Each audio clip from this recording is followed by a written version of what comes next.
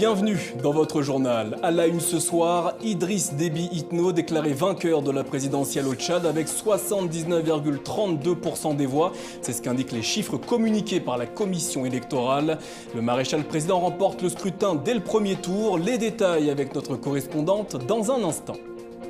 Début de la campagne vaccinale en République démocratique du Congo. Pour l'occasion, une cérémonie officielle se déroulait à Kinshasa. Dans le même temps, l'état d'urgence sanitaire est reconduit pour 2 semaines à Madagascar. La grande île est confrontée à une importante vague de contamination. Enfin, comment endiguer la spirale de violence au Sahel? Près de 50 organisations sahéliennes, ouest africaines et internationales livrent leurs préconisations dans un rapport intitulé « Sahel, ce qui doit changer ». Niagale Bagayoko, co-autrice du texte et présidente de l'African Security Network, est notre invitée ce soir. 8 jours après la tenue du scrutin présidentiel au Tchad, les résultats provisoires viennent d'être annoncés par la commission électorale. On retrouve en direct de la CENI à N'Djamena notre correspondante Aurélie Bazaraki-Bangoula. Bonsoir Aurélie, selon les chiffres présentés, le président Idriss Déby Itno est réélu dès le premier tour. C'est une victoire sans surprise pour le président sortant. À 68 ans, Idriss Déby Itno est en passe de rempiler un 6e mandat et dès le premier tour, la Cour suprême proclamera les résultats définitifs le 15 mai. Sans attendre, le MPS a prévu de célébrer la victoire ce soir à la place de la Nation. Le taux de participation est de 64,81%. C'était l'un des enjeux de cette élection. Un boycott avait été lancé par les poids lourds de l'opposition comme Kebzabo ou Yorongar, qui ne dépasse pas les 2% des suffrages exprimés. L'ancien Premier ministre Padaki Albert arrive lui en 2e position avec 10,32% des voix. Aurélie, quelle est l'atmosphère ce soir dans la capitale tchadienne ? Alors, ces résultats provisoires sont donnés alors qu'une panique générale a envahi la capitale toute la journée. Une panique déclenchée par des chars de combat déployés dans toute la ville, alimentant les rumeurs d'une attaque rebelle. Il faut dire que peu d'informations ont circulé sur les affrontements entre rebelles et armées tchadiennes qui ont eu lieu hier à plus de 300 km de là. Résultat, les boutiques sont restées fermées, les écoles aussi. Beaucoup de N'Djaménois sont restés à la maison. Aucune menace n'est à craindre. Ont réagi les autorités tchadiennes, appelant la population au calme sans vraiment de succès. Aurélie Bazaraki-Bangoula, correspondante TV5 Monde en direct de N'Djamena au Tchad. Et alors que les résultats de la présidentielle viennent d'être dévoilés, l'armée a fait le bilan de la bataille menée contre le groupe rebelle du Front pour l'alternance et la concorde au Tchad dans la province du Kanem, à plus de 500 km au nord de N'Djamena, la capitale. Plus de 300 rebelles ont été tués, selon le porte-parole de l'armée qui déplore au passage la perte de 5 soldats. On fait le point avec Jean-Luc Eguezier. Le paysage est désertique, battu par le vent et la poussière. On peut voir encore quelques carcasses de pick-up. Ils sont marqués du sigle FACT, du nom du groupe rebelle qui a tenté de descendre sur N'Djamena. D'autres sont en bon état, saisis par les soldats. La télévision tchadienne qui fournit ces images relaie le bilan officiel donné par l'armée. 300 morts chez les assaillants et 5 du côté de l'armée nationale. Les forces de défense et de sécurité ont avec détermination et courage mis en débandade la colonne de terroristes qui s'est maladroitement aventurée au nord de la province du Kanem. Cette colonne a été totalement décimée. L'armée tchadienne a aussi fait des prisonniers, ils seraient 150. Le FACT avait lancé une offensive le 11 avril, jour de l'élection présidentielle, depuis ses bases du sud de la Libye. Mais ils ont été apparemment arrêtés dans la région du Kanem, à plus de 500 km au nord de N'Djamena, la capitale. Ce n'est pas la première fois que l'armée tchadienne doit affronter des groupes rebelles. Il en existe dans le massif du Tibesti, près de la frontière libyenne, et aussi au nord-est, près du Soudan. En 2019, il avait fallu l'intervention de l'armée française pour stopper une colonne d'un autre groupe, l'UCT, qui fonçait sur la capitale. Le président Idriss Déby, qui devrait se succéder à lui-même quand les résultats définitifs seront connus, a fait campagne sur la paix et la sécurité. Son armée intervient dans plusieurs États voisins, en particulier dans la guerre contre les combattants djihadistes. Mais il a aussi, aux marches de son pays, des rébellions armées à tenir en respect. Les affrontements, il en est également question au Mali, dans le centre du pays. 40 morts depuis une semaine lors des combats entre de présumés djihadistes et des chasseurs traditionnels dans la commune rurale de Soy et Femaï, à mi-chemin entre Mopti et Djenné. Des renforts de l'armée malienne ont été déployés selon le gouvernorat. Toujours au Mali, la Cour suprême a rejeté le pourvoi du procureur de la République dans l'affaire dite de complot contre l'État. Fin des poursuites donc pour plusieurs personnalités accusées. Parmi elles figure l'ancien Premier ministre Boubou Cissé ou encore Razbat, l'animateur vedette. Les 5 personnes emprisonnées ont été libérées après près de 4 mois de détention. On écoute justement Razbat. Je suis dans un pays qui traverse une crise sécuritaire, qui est aujourd'hui soutenu et protégé par des forces étrangères, faute d'une armée puissante et capable de nous protéger par nous-mêmes. Notre priorité devrait être d'être au front. Donc il y avait mieux à chercher que de vouloir monter quelque chose pour des fins quelque chose politique. Ils ont cru que Razbat et son omission, le CDR, constituent un obstacle pour une élection transparente. Parce qu'ils ne voulaient pas et ils ne veulent pas encore lâcher le pouvoir d'organisation des élections à un organe unique des élections. Des propos recueillis par notre correspondant au Mali, Kaourou Magassa. Un journaliste algérien, une fois de plus placé en détention. Hier, Rabat Keresh, correspondant du journal Liberté à Tamanrasset, a été placé sous mandat de dépôt par un juge d'instruction. Officiellement, il est reproché au journaliste, entre autres, la diffusion volontaire de fausses informations susceptibles d'attenter à l'ordre public. La rédaction du journal Liberté dénonce des accusations fallacieuses et exige la libération immédiate de son journaliste. Le rapport rwandais au sujet du rôle de la France dans le génocide perpétré contre les Tutsis en 1994 et qui a causé la mort de 800 000 personnes selon l'ONU a été présenté aujourd'hui à Kigali. Après le rapport français de la Commission Duclerc, ce texte de 600 pages et commandé par les autorités rwandaises en 2017 conclut lui aussi à de lourdes responsabilités françaises dans le génocide. L'État français n'était ni aveugle ni inconscient au sujet du génocide prévisible, assurent les auteurs du rapport. Pour autant, aucune preuve ne permet d'établir une complicité. Alors les rapports Duclerc et Muse vont-ils permettre d'établir de nouvelles relations entre Paris et Kigali? Écoutez ce qu'en pense le chef de la diplomatie rwandaise. Il constitue une base pour une nouvelle page dans les relations entre la France et le Rwanda. Mais nous pensons que le président de la République française, le président Emmanuel Macron, qui a eu le courage d'ouvrir les archives aux chercheurs et les chercheurs ont pu produire ce rapport qui a reconnu les responsabilités de Kaplan de la France dans le génocide qui a été commis contre les Tutsis en 1994.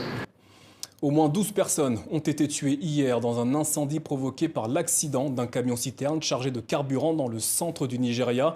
L'engin s'est renversé sur une route située dans la zone de Agatou, dans l'état de Benue. Les flammes se sont propagées aux maisons et boutiques environnantes. Le bilan pourrait s'alourdir car l'incendie a fait de nombreux blessés.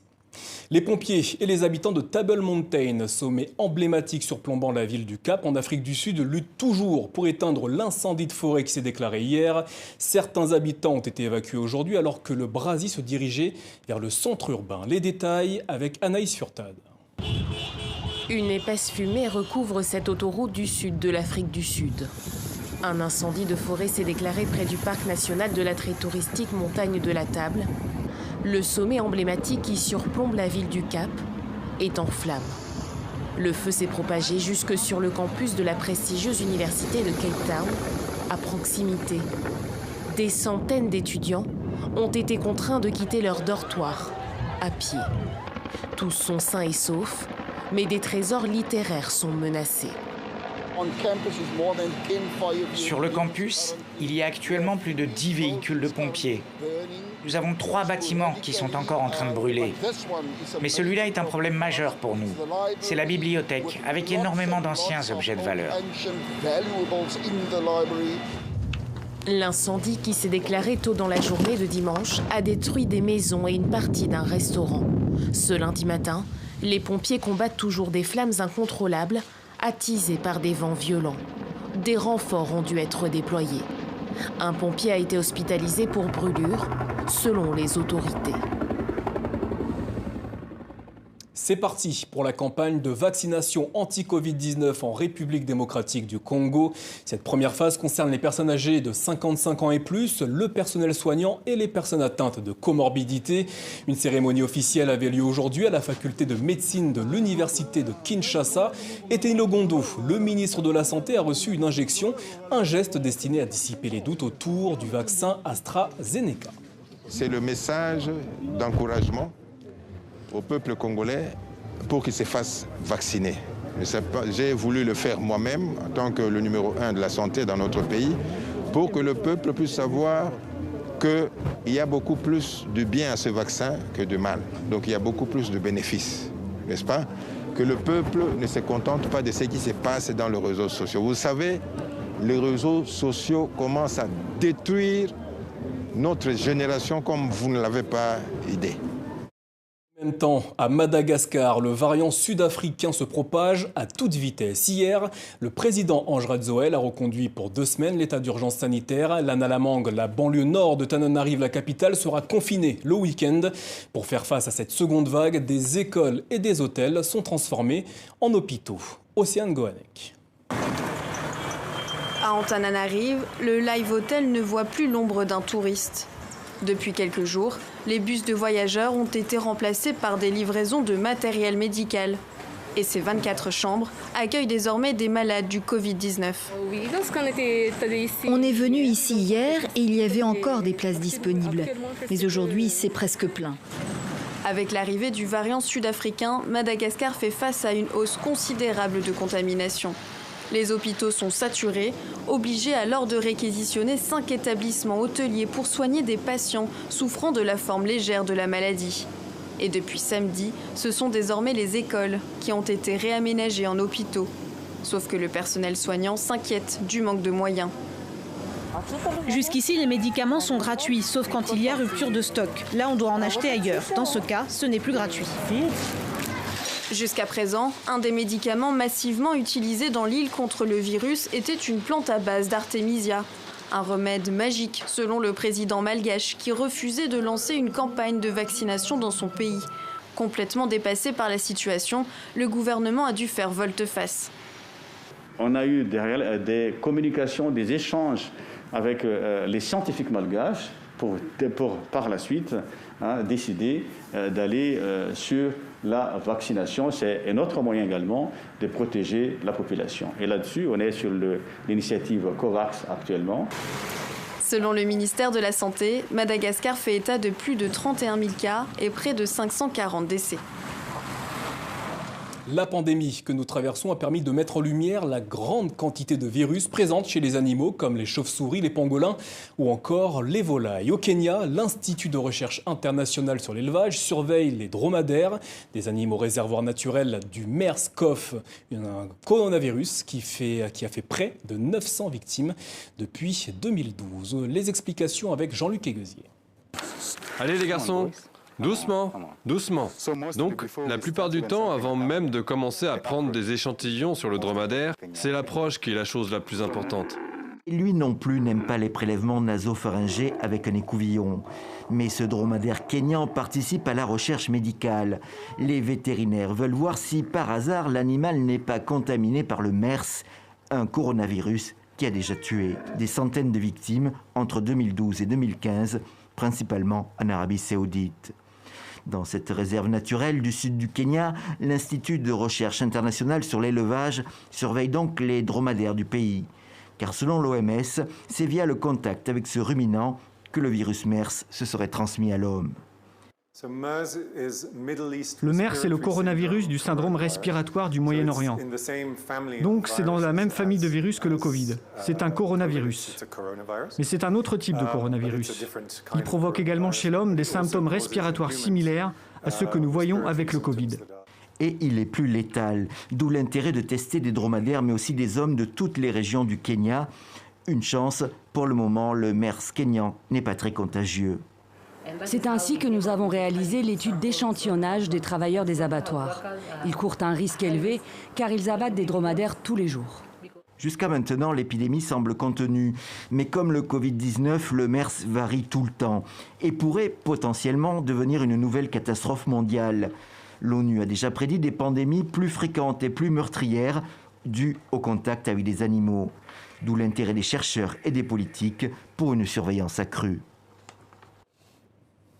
Il est l'un des pionniers de l'art contemporain malgache. Joël Andriano Meharissou se voit confier les clés d'un monument national, les mythiques tours et remparts d'Aigues-Mortes en Camargue, une région naturelle française située au bord de la Méditerranée. Brise du Rouge Soleil, c'est le nom de cette exposition organisée dans le cadre de la saison culturelle Africa 2020. Visite guidée du monument et des œuvres avec Pascal Achard. Un vaste terrain de création pour l'artiste malgache Joël Andriano Meharissou. Aigues-Mortes, cité médiévale fortifiée, devient le temps de la saison Africa 2020 son domaine. C'est la plus grande exposition que je n'ai jamais eue en termes de surface, en termes de promenade, en termes en tous les cas d'extension, où là on est quasiment au-delà de 2 km. L'artiste, diplômé d'architecture, n'a donc pas hésité à créer sur les remparts sa propre tour. Inspection de l'une de ses œuvres phares en phase finale de montage. Donc voilà, vous avez la maison imaginaire, qui est ma nouvelle maison. Elle fait combien de mètres carrés d'ailleurs, exactement? Elle fait 60 mètres carrés au sol. On est aussi dans une idée peut-être un peu enfantine de dessiner un château. Donc j'ai dessiné un peu mon château sur le château fort. Et quand vous rentrez dedans, finalement, ces cadrages noirs redonnent en tous les cas un esprit ou redonnent en tous les cas un nouveau regard sur le paysage. On redonne de nouvelles fenêtres. Ces œuvres viennent aussi habiter les tours de la forteresse fantôme. Certaines font écho à l'histoire de la ville fondée par Saint-Louis. Dans ce port d'Aigues-Mortes, il y a plein de choses qui transitaient. Du bois, du textile, des épices, des personnes. Et je voulais un peu retracer par rapport à cette installation les vestiges de ces passages.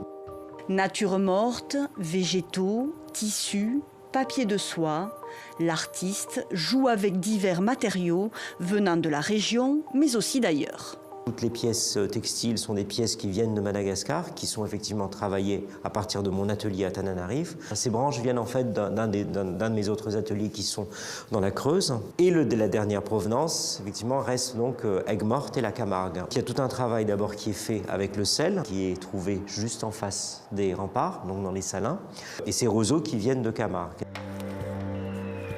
Tout est prêt pour offrir au public une belle déambulation poétique. Reste à attendre la levée des restrictions liées à la Covid-19 qui permettra d'ouvrir enfin les portes des mythiques remparts. Merci d'être avec nous. Fin de la première partie de votre journal. Place au MAG.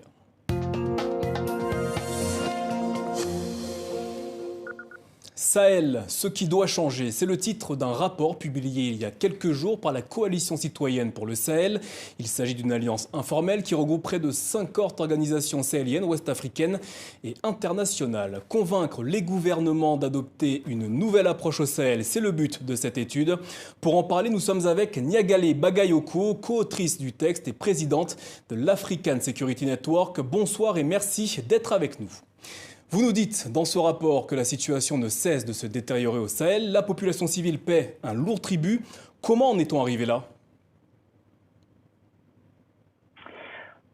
On en est arrivé là parce que l'approche qui a été retenue jusqu'ici accorde une priorité absolue à la lutte armée et opérationnelle, au partenariat de combat pour vaincre le terrorisme. Or, selon notre analyse commune, l'environnement stratégique de l'espace sahélien est infiniment plus complexe, avec de multiples acteurs de violence, bien entendu des acteurs djihadistes, mais également des groupes d'autodéfense, des milices communautarisées, des acteurs criminels qui s'en prennent notamment à la vie, mais aussi au bien des populations, et également des forces de défense et de sécurité qui attaquent également les civils. Et le résultat de tout cela, c'est qu'entre 2017 et 2020, le nombre de civils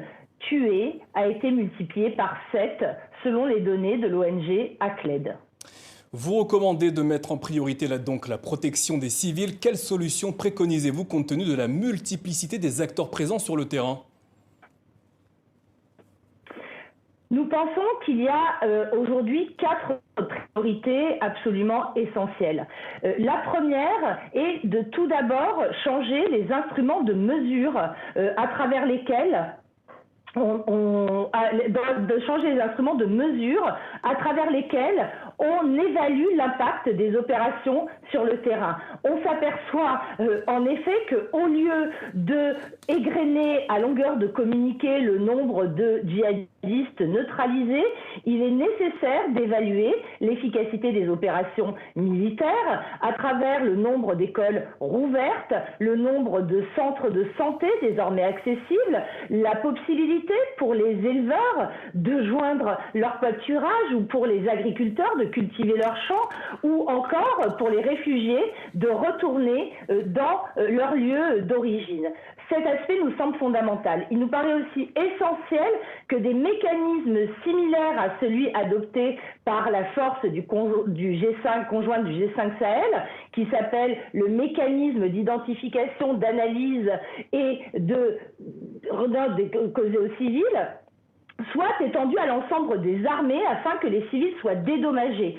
Il est aussi pour nous très important de faire en sorte d'adopter une approche politique et négociée de la conflictualité actuelle, particulièrement en s'intéressant bien entendu aux solutions de dialogue qui sont promues au niveau national, mais aussi très souvent au niveau local, et cela malheureusement encore aujourd'hui de manière extrêmement éparpillée. Nous pensons également essentiel de mettre l'accent sur l'action humanitaire en favorisant un accès beaucoup plus facilité pour les organisations qui viennent en aide aux populations en danger et également d'augmenter les financements disponibles. À la lecture de ce rapport, on apprend qu'au cours des dernières années, le nombre de civils tués par des soldats est plus important que les victimes des groupes armés non étatiques. Pourtant, aucun soldat n'a eu à répondre de ces actes devant la justice. Sur quoi repose ce qui apparaît clairement comme une forme d'impunité ? Il y a malheureusement plusieurs éléments à cela. Tout d'abord, on s'aperçoit que les codes de justice militaire sont très souvent difficiles à mettre en œuvre pour que les unités ou les soldats mis en cause puissent faire l'objet de poursuites. Il y a également la peur des appareils de défense et de sécurité de voir leur réputation entachée par la reconnaissance des fautes gravissimes commises par quelques-uns. Or, selon notre analyse, il est beaucoup plus important de reconnaître que certains ont fauté afin de préserver la réputation de l'institution dans son ensemble et non pas de masquer ce qui se produit d'inadmissible. Une des pistes évoquées dans votre rapport pour sortir de l'impasse sahélienne serait que les gouvernements déclarent leur soutien au dialogue politique avec l'ensemble des parties au conflit. Est-ce à dire que ce dialogue doit également être ouvert avec les chefs de groupes djihadistes ? C'est évidemment une question absolument essentielle. Ce que nous disons, c'est que l'approche militaire est nécessaire. Nous ne sommes pas du tout en train de remettre en cause sa nécessité, mais nous pensons qu'elle doit s'inscrire dans une approche politique. Et en effet, cette approche politique passe actuellement par des négociations ou l'ouverture de pourparlers, ainsi que certains États comme le Mali, mais également le Burkina Faso, ont déclaré être disposés à le faire, mais également au niveau beaucoup plus local, ce sont des éléments de dialogue qui se poursuivent, qui se produisent, à travers les efforts conduits sous l'égide des autorités coutumières, des autorités traditionnelles, des autorités religieuses ou sous l'accompagnement des acteurs humanitaires internationaux. Donc effectivement, ces approches négociées existent aujourd'hui et il est très difficile de faire l'impasse sur celle-ci.